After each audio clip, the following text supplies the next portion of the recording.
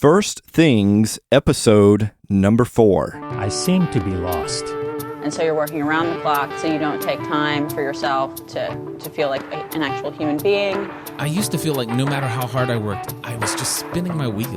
Trying to be perfect, we try to have everything in place at one point in time, and you can't. Welcome back again to First Things, the podcast dedicated to practical productivity based on modern research. I'm your host, Brandon Vaughn, and it's my goal to help you apply productive solutions to your life to help you live with less stress, greater passion, and amazing results. So good to be back with you again. Today we are going to talk about the slaves to the tyranny of the urgent. Looking forward to that. Really quick, I want to give a special shout out to my daughter who is celebrating her birthday this week. Lainey, happy birthday. I love you very much.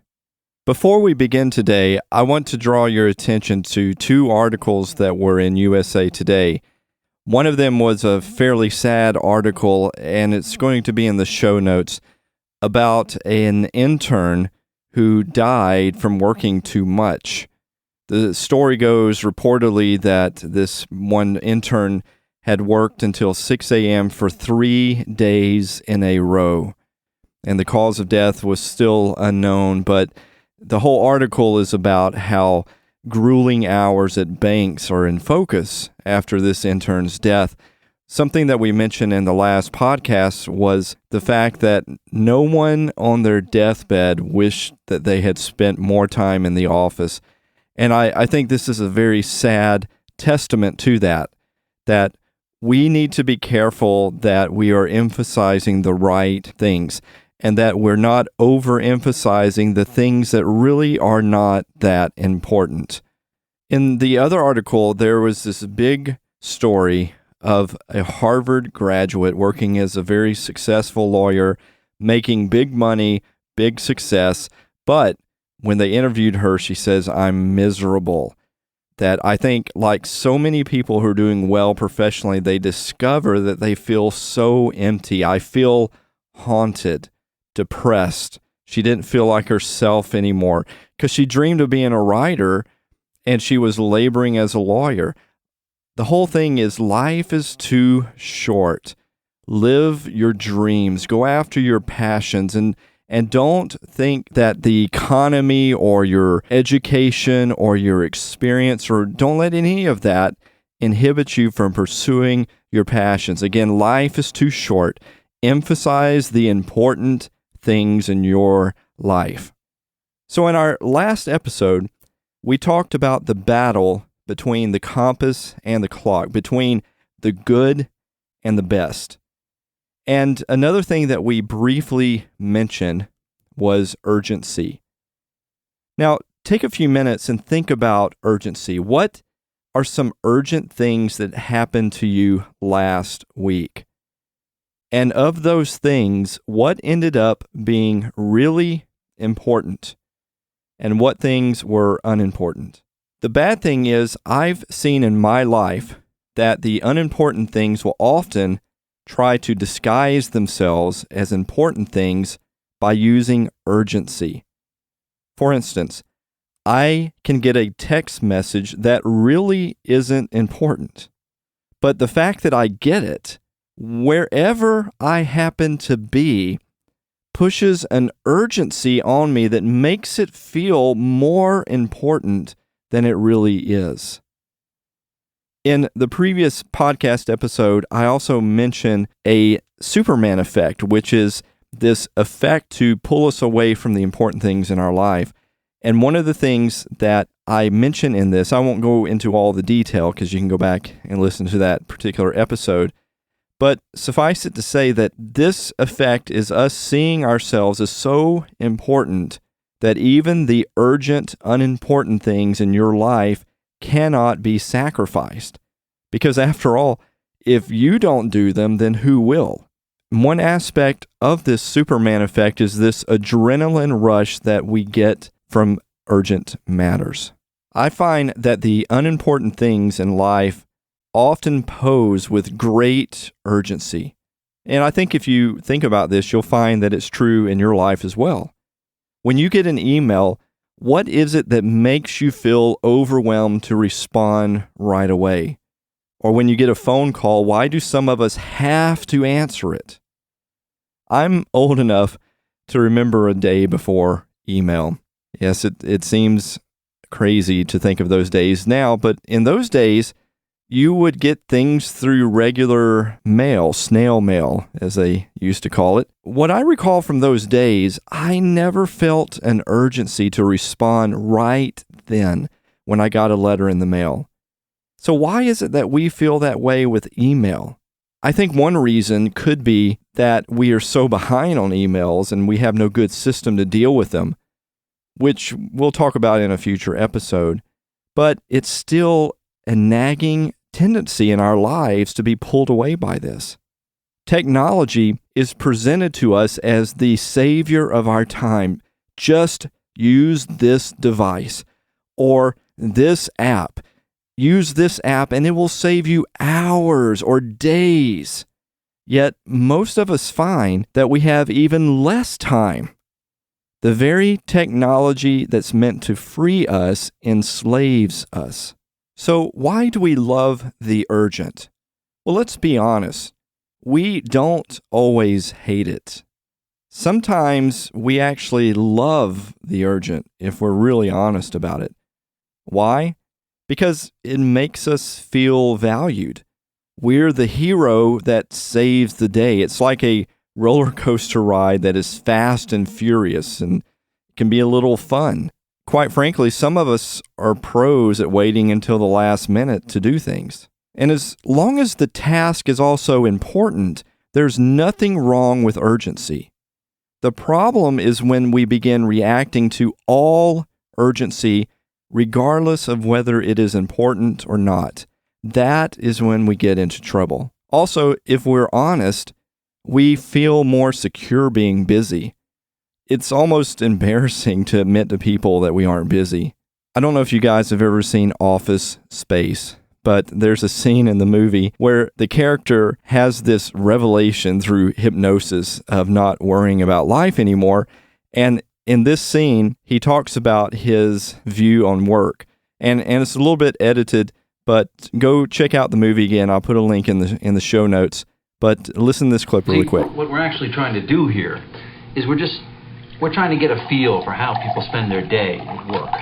So, if you would you walk us through a typical day for you? Yeah. Great. Well, I generally come in at least 15 minutes late. I use the side door. That way Lumberg can't see me. And after that, I just sort of space out for about an hour. Space out? Yeah. I just stare at my desk. But it looks like I'm working. I do that for probably another hour after lunch, too. I'd say in a given week, I probably only do about 15 minutes of real, actual work. Peter, would you be a good sport and indulge us and just tell us a little more? Oh, yeah. The thing is, Bob, it's not that I'm lazy. It's that I just don't care. Don't care? It's a problem of motivation, all right? And here's something else, Bob. I have 8 different bosses right now. Beg your pardon? 8 bosses. 8? 8, Bob. So that means that when I make a mistake, I have 8 different people coming by to tell me about it. That's my only real motivation, is not to be hassled. That and the fear of losing my job. But you know, Bob, that'll only make someone work just hard enough not to get fired. I love the commentary on that I just do enough that I don't get fired. It's in us that this urgency makes us feel important, makes us feel busy, and oftentimes we're just busy doing nothing important, just so we can keep appearances of looking busy. And it also gives us excuses. Oh, I would love to, but I'm too busy. I just don't have time to exercise. Sure, I need to, but I will once things start slowing down. The urgency actually becomes an excuse to neglect the important. There is a quote I want to read to you by Charles Hummel in the book called Tyranny of the Urgent, in which he says, "The important task rarely must be done today or even this week. The urgent task calls for instant action. The momentary appeal of these tasks seem irresistible and important, and they devour our energy. And in the light of time's perspective, their deceptive prominence fades. With a sense of loss, we recall the vital task we pushed aside. We realize we've become slaves to the tyranny of the urgent." Unfortunately, most daily planning and to-do list, most teachings and books on daily planning and to-do list, products, apps, do nothing but feed this fire. Now, in the First Things book by Stephen Covey, which I'll post another link on the show notes with this, there is a test on urgency in that book. And I will post a copy of this on my blog site if you want to take this later. Or if you want to pause the podcast right now, grab a piece of paper and a pen. You can take this test now, or you can keep a quick mental note if you're listening to this in the car or while exercising, and think about, are you mostly scoring these as 0s and 1s, 2s and 3s, or 3s and 4s? So if you want to get a quick mental note, this is how you could score yourself on this. So here's the scale that we're going to use. A 0 means never. You never do this. A 1 means that you rarely do this. 2 will mean that you sometimes do this. 3 will mean that you often do this. And 4 will mean that you always do this. So 0 is never. 1 is rarely. 2 is sometimes. 3 is often. And 4 is always. There's going to be 16 questions. I'm going to read them once only, and if you want to answer while I read these, you may want to pause the show after each question. You can always rewind the show to hear a question again. And again, if you don't want to get a pen and paper to take this test, and if you want to keep a mental note, just think if you are scoring most of these as 0 and 1, being never or rarely, or 2s and 3s, which would be sometimes or often, or if you're scoring most of them 3s and 4s, which should be often or always. Okay, so here we go. Number 1, I seem to do my best work when I'm under pressure. Number 2, I often blame the rush and press of external things for my failure to spend deep, introspective time with myself. Number 3, I'm often frustrated by the slowness of people and things around me. I hate to wait or stand in line. Number 4, I feel guilty when I take time off work. Number 5, I always seem to be rushing between places and events. Number 6, I frequently find myself pushing people away so that I can finish a project. Number 7, I feel anxious when I'm out of touch with the office for more than a few minutes. Number 8, I'm often preoccupied with one thing when I'm doing something else. Number 9, I'm at my best when I'm handling a crisis situation.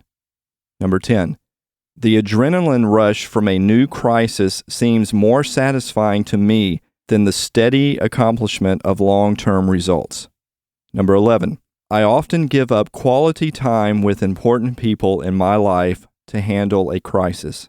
Number 12, I assume people will naturally understand if I have to disappoint them or let things go in order to handle a crisis. Number 13, I rely on solving some crisis to give my day a sense of meaning and purpose. Number 14, I often eat lunch or other meals while I work. Number 15, I keep thinking that someday I'll be able to do what I really want to do. And number 16, a huge stack in my out basket at the end of the day makes me feel like I've really been productive. Okay, so take your scores and add them up if you're doing this by a pen and paper. And if you score below a 25, you have a very low urgency mindset. If you scored between a 26 to 45, you have a very strong urgency mindset. And if you scored a 46 or above, you have a major problem with urgency in your life. Now, if you were taking this mentally, if you have mostly zeros and ones, then you have a really low reliance on urgency. If you scored a lot of twos and threes, you have a fairly strong tendency toward urgency. And if you scored a fair amount of threes and fours, then you have a big problem with urgency. Now, if you find that you have some high ratings on urgency, I'm going to cover 7 steps that you can utilize to begin sizing this down in your life. But before we get there, let's cover the 4 quadrants that we talked about in the last podcast. This was a diagram that shows us 4 quadrants based upon urgency and importance. The quadrant that gets neglected the most was quadrant 2, which were the important things, but the non-urgent things. Quadrant 3 and quadrant 4 were the time robbers. If we procrastinate on non-urgent matters, they can quickly become urgent. And that is one thing that we should keep in mind as we go through our day and our week and our schedules, is that procrastination can sometimes make our lives worse by making non-urgent matters to become very urgent. I was thinking about an analogy because I don't know why, as I get older, I tend to like to think in pictures more and more. So forgive me for the use of a very crazy analogy, but let's make a story out of the 4 quadrants.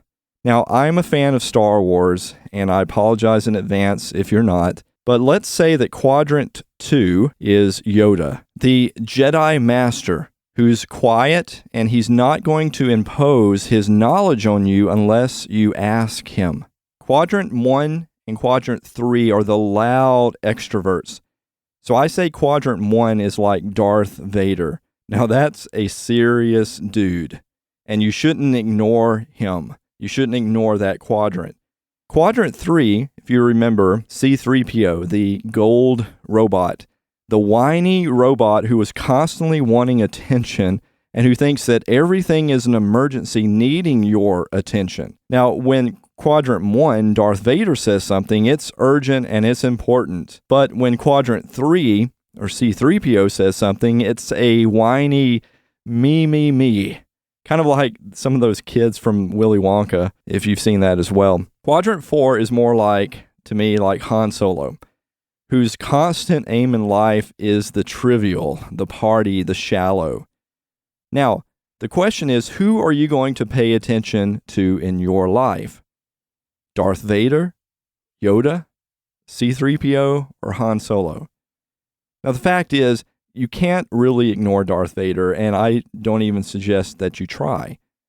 It's going to be something that you don't want to neglect.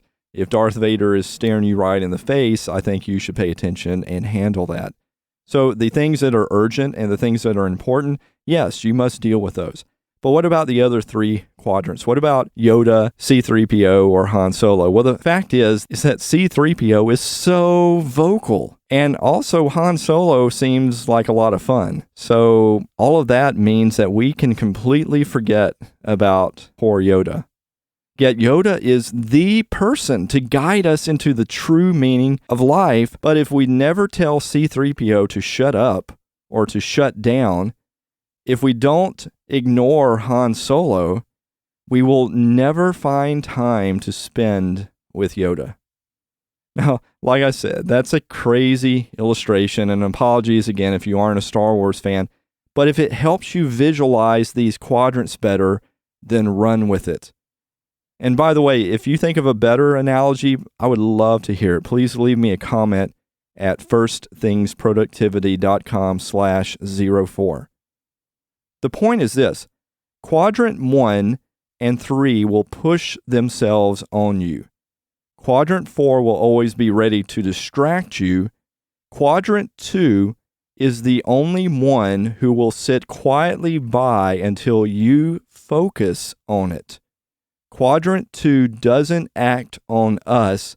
We must act on it. If we don't intentionally make time for Quadrant 2, we will find our lives dominated by Quadrant 3 and Quadrant 4. I said this in the last podcast. If we treat the important things in life as random, you will get random outcomes and results. So let's now move into our action steps. I want to give you 7 steps that you can use to start minimizing this impact of urgency in your life.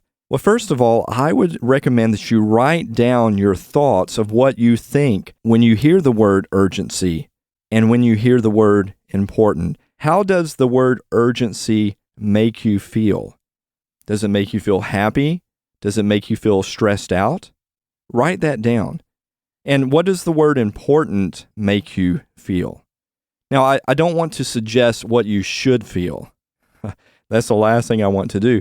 You should take some time and write them down to see how you really feel about these words, and I think that's a good starting point. Number 2, list out some sample activities in all 4 quadrants. Take last week as an example. What were your Quadrant 1 activities? What were your Quadrant 2? What about 3 and 4?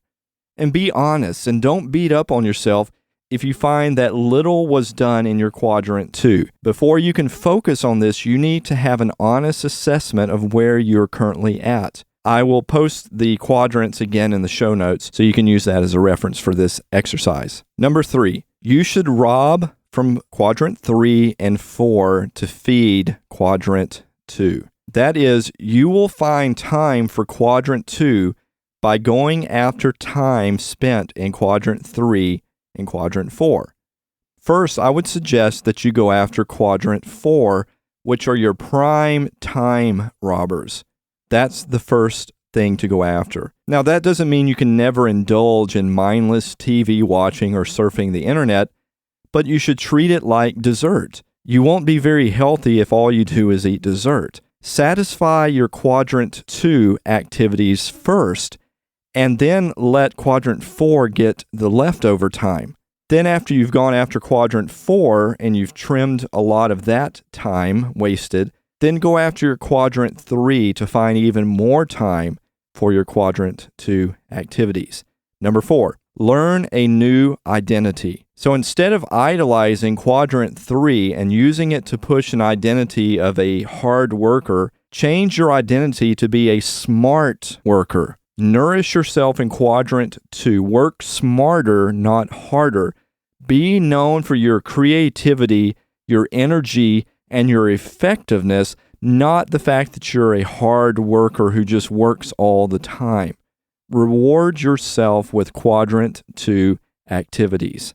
Number 5, consider outsourcing. Now, this may not apply to everyone, but are there any of your Quadrant 3 tasks that you can assign to someone else?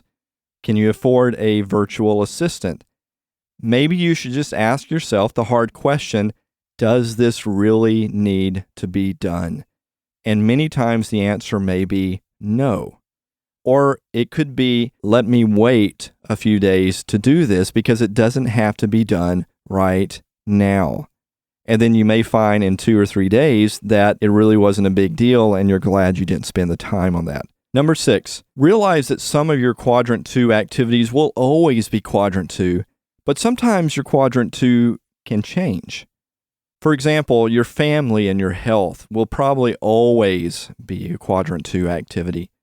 But in your pursuit of creativity, you might start up a podcast, or you might start making music that is so fulfilling that it actually becomes a Quadrant 2 activity for you. So you need to understand that Quadrant 2 can change a little bit and that your life changes, and therefore you need to reevaluate your Quadrant 2 periodically. Number 7, and this is probably the most important, plan your important Quadrant 2 areas for next week. You must diligently pursue Quadrant 2. You cannot neglect it and assume that it will just happen in life. But start small. Can you find 1 or 2 tasks in quadrant 2 that you can do this week? For example, instead of saying, I will write next week, can you say, I will sign up for a course in writing next week on Tuesday? Or on Thursday, I am going to write the outline for the first chapter. I'm not just going to write, or I'm not going to write 10 chapters or something huge. Just something small that you can do that is moving you in the direction of quadrant 2. So instead of saying, I will exercise next week, can you say, on Monday, I'm going to take a 10-minute walk break 2 times a day and go outside and walk? Small, doable, non-fail task. Also, don't plan a day at a time, but rather plan out an entire week.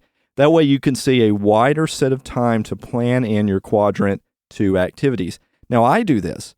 On Fridays or Sundays, I will pull up my next week, and I will think through my quadrant 2 activities, and I will start booking some time in the next week to do those things so I don't miss them. Now, I don't always succeed. There are many times that I book time to do a quadrant 2 activity, and it gets neglected or something comes up. But I don't beat myself over it. I keep consistently going back and putting in my quadrant 2 activities and making sure that I have some successes in those areas for that week. But I don't expect 100% perfection. Well, I hope that you've enjoyed this episode of First Things, where we talked about the tyranny of the urgent and how we are slaves to it many times. I hope you will take some of these action steps, put them in place for next week. I want to give a hello to new listeners in Oregon, Arizona, Utah, Kansas, Georgia, South Carolina, Tennessee, Michigan, Illinois, New York, Hawaii, and overseas in the UK, Norway, Germany, Kenya, and Australia. Thank you so much for joining and listening to this podcast. Thank you for all the other listeners too. I greatly appreciate this. If you've enjoyed the show, please consider leaving me a rating on iTunes or Spotify or any other of the outlets that you may be listening to me on. I'm not going to ask you to give me a specific rating. Feel free to rate me by the value that you received from the show, but I would appreciate a rating of the show with some comments, as it helps let other people know about the show when they search, as well as let me know your thoughts. Now, it's your turn. What are some of your urgent matters? How are you planning on dealing with them in some way this coming week? I have a discussion area set up at firstthingsproductivity.com/04 as in episode 4, firstthingsproductivity.com/04. So until next time, remember this. Keep your first things first. Anything less than a conscious commitment to the important is an unconscious commitment to the unimportant. Embrace today with passion and intention, and don't die with your music still inside you.